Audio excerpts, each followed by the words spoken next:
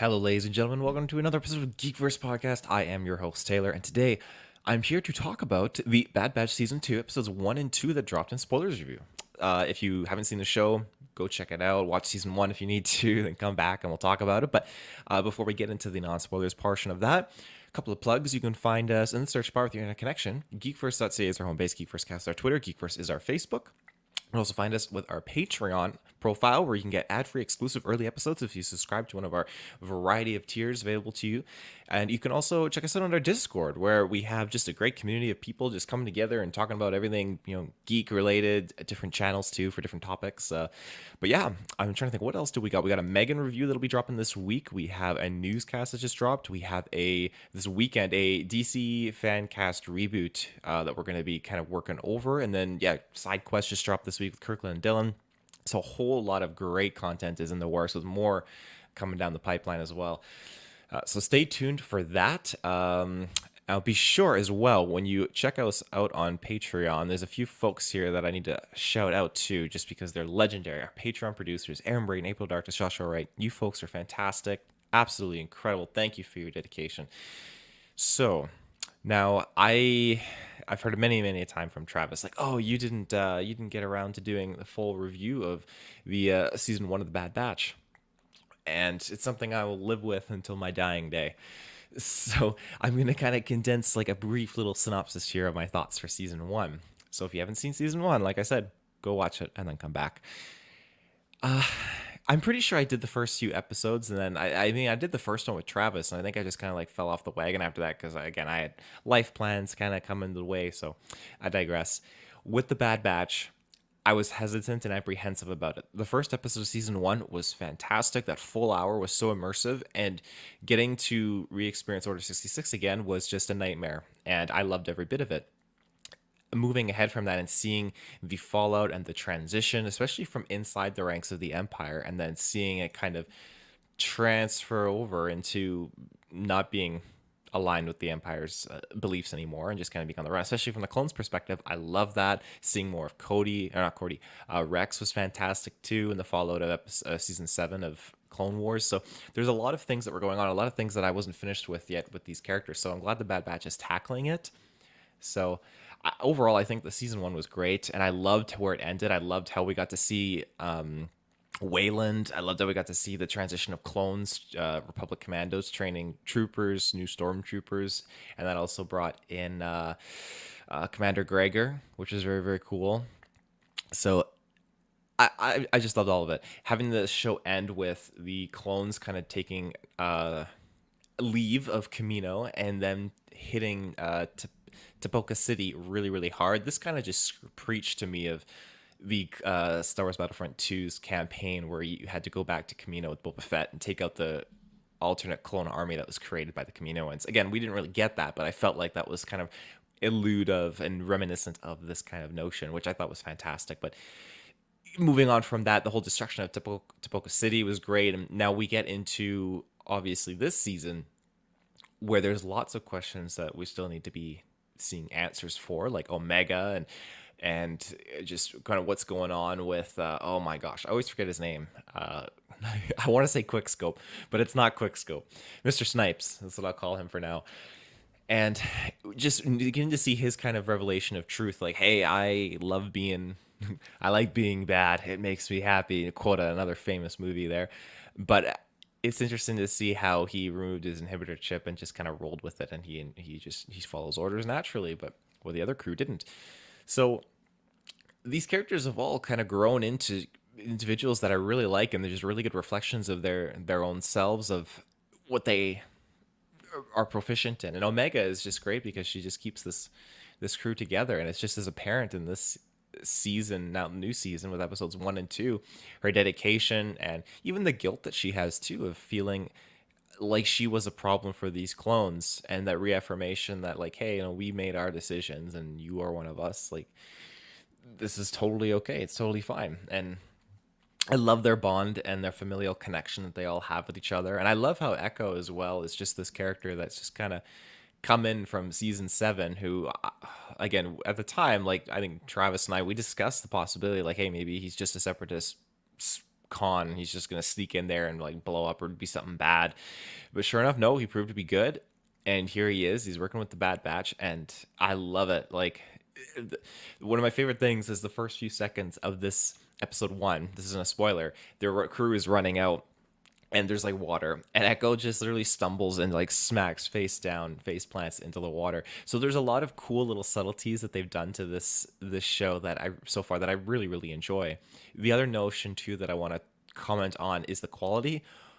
Oh my god, it's absolutely outstanding. Right when the show starts, it's colorful, it's vibrant. If you're watching on a 4K OLED TV, perfect. Then you're all set up. Because this show, I feel like it's just like popping and so vibrant. Like I gotta put my blue light lenses on when I'm watching this show, for crying out loud. But either way, like it's gonna look good no matter what quality of TV or platform you're watching on, like mobile, computer, whatever. And I really am happy with that. I was watching the second episode. I'm looking at my wife like, Madison, look how clean this quality is. This is just so good. Moving on from the quality, which is top tier, the score, incredible. Oh, it's so fantastic. I like the themes that they used in the first season, but the themes that they've been using in this season so far in these first two episodes is great. There's like a real nice, like slow burn, heroic variant of the Bad Batch theme that they use in the first episode, and it speaks volumes. I absolutely loved it. So yeah, I think that's all I really have to say so far. It's just non spoilers. It's just great to have the gang back and just be re-immersed into Star Wars here, and we're on the cusp of something great. Now, when it comes to doing these episodes, like I was gonna wait till like episode 4, just kind of like close off this arc before reviewing. But then Travis wanted to be here, but he couldn't finish season 1 in time, so it kind of like instigated like, well, at least get the first 2 episodes out for review and then do arcs afterwards, which is what I'll probably be doing. I won't be doing episode by episode. So there's that, but it's just nice to be back in Star Wars content in general. And we got a lot this year. We're going to be getting into Mandalorian season 3 once, like, was it February, I think it was. And then after that, we're going to be probably getting Ahsoka. So there's just a whole bunch of stuff coming. No movies yet, sadly. Maybe we'll get a movie. I don't know. I won't talk about that in this cast, but I digress. So yeah, I think that's it for non-spoilers. So without further ado, I'm going to take a first ad break, and then we'll get into spoiler territory. So we'll be right back. And we're back. So where to start? I think right after Echo taking his face plant is the best place. The crew is basically still pulling missions for our Trandoshan lady, and they're trying to get this chest off this like super colorful world with these crabs that are like pissed off and like trying to come down on them hard. And one of the big things that I feel like that I felt was a heavy weight of a risk factor. And I like that. There were many parts in episode 2 where the audio, the sound of the score just was gone, and it was just silence and their blaster fire. And it just made me feel, okay, something is heavy, something's going to happen. Thankfully, nothing did. It'd be horrible to kill someone off in such an early episode of the season, but it definitely felt heavy. And when you have our team obviously displaying weaknesses of being like hit or being incapacitated, then you really see like, okay, yeah, the stakes are very different this time, and they aren't like who they used to be, this badass all team just like easily getting by. It could be a crate landing on tech, and then all of a sudden you think, oh my goodness, like this is like, yeah, these guys, they're human. So, and especially when they're divided up too, because the obviously the squad gets separated, and that creates some problems because they're trying to go after this war chest. And this is where we go to Dooku's home base here. Now, I think it's Sereno. I gotta Google this real quick because I can't recall exact. Castle Sereno, yes. Dooku's palace on the planet of Sereno. So we know that there's a few different things that are, I guess, like to take into account here, because we've seen like, I think we've seen a couple Serenoans, people from Sereno in the Clone Wars before, and yeah, it's interesting because I think like I've read about them too in the Thrawn trilogy as well. I just touched my microphone there, where we get obviously them building that factory that with lightsaber proof clone armor. But getting to see another one here in this episode, so it was just very very nice. And they're like, oh, are you separatists? Because the Bad Batch got separated. Tech, Echo, and Omega got caught up, and he basically helped them and took them back to his place. And he was a very very nice guy, and I liked how he's just talking like, oh, just leave that treasure, it doesn't matter. And just the confirmation of and reaffirmation of, hey, yeah, Dooku, he pillaged other worlds, but like what he did to our world was absolutely horrible. And yeah, he treated his people pretty poorly.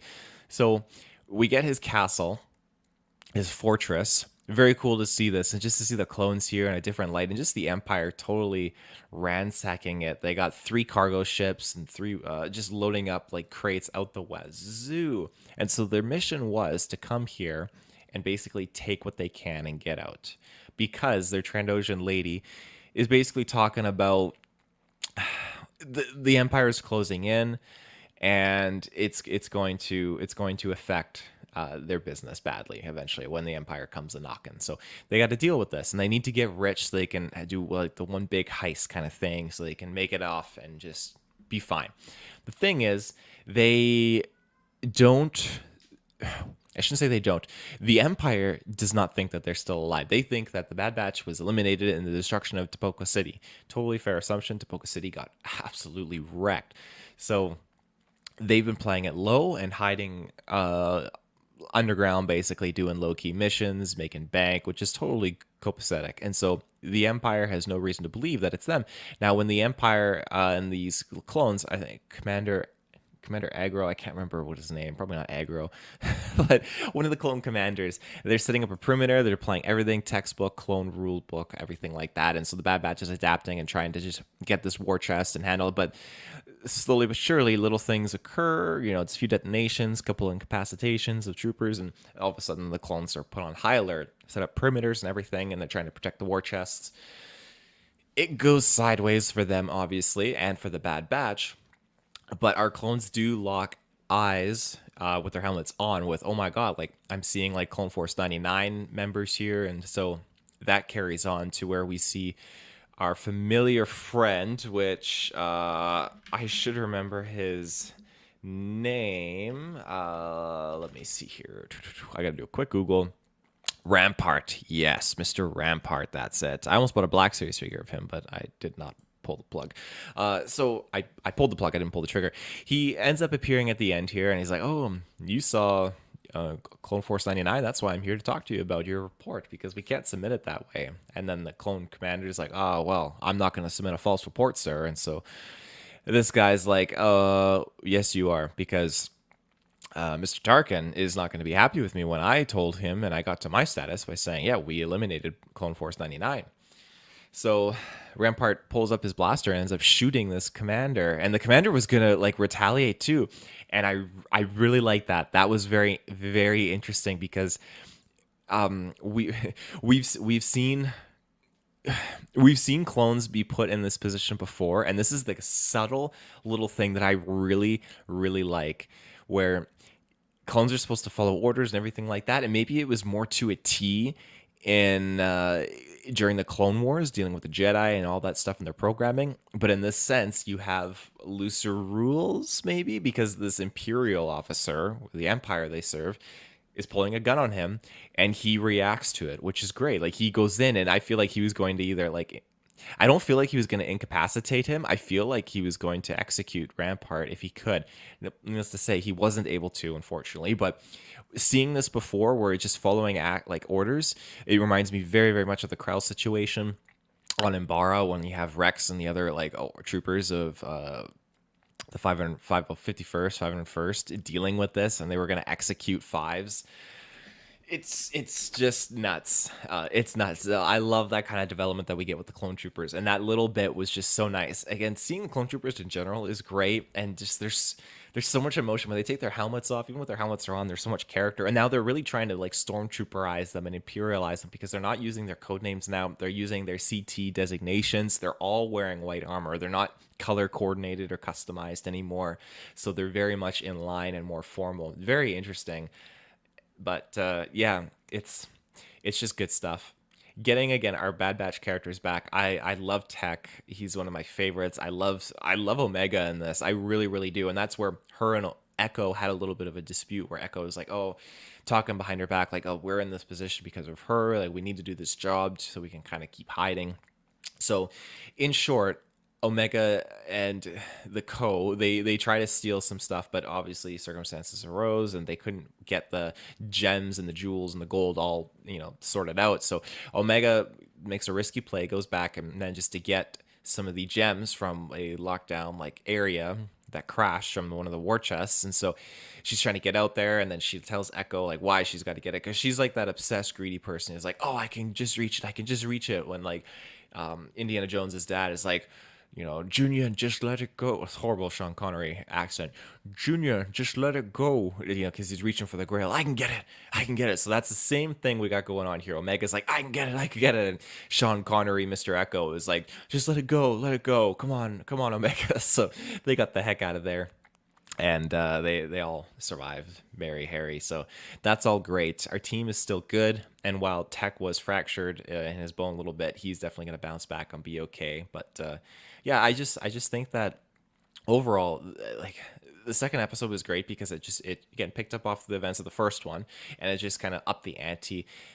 We got to see them be vulnerable. We got to see them just kind of be in situations that could compromise them, and see them spaced out and just see how they could handle certain things. Well, certain just ways that they filmed it and certain moments and aesthetics, like Tech being behind this tree, and there's two troopers in front of him, one with a turret, like a plasma caster, plasma cannon turret, not caster, a turret, mounted turret, and one other trooper who's like, hold your fire, and he's going in to like stock up around Tech, and Tech has to do something quick because both Echo and Omega are in a compromised position over this cliffside.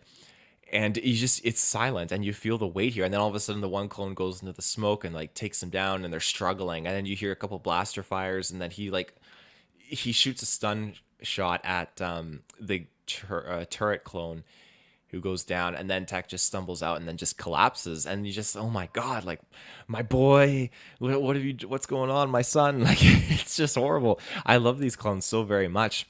And again, like, seeing Hanta is very well, I don't feel like we got like a lot of him. I feel like, okay, we got a good representation of his character after time. Like, let's just lay low. Let's don't do anything big. Let's don't mess with the Empire. And then we got Rekka, who had a really, really cool time here. And I love how he is played as the dumb, I guess, like all strength, no brains kind of character at times, like in that first season. But there's so much more to him. Again, all these clones, they specialize and expertise in specific areas of their field. And so when you look at Rekka, he comes in and he sees these droid tanks.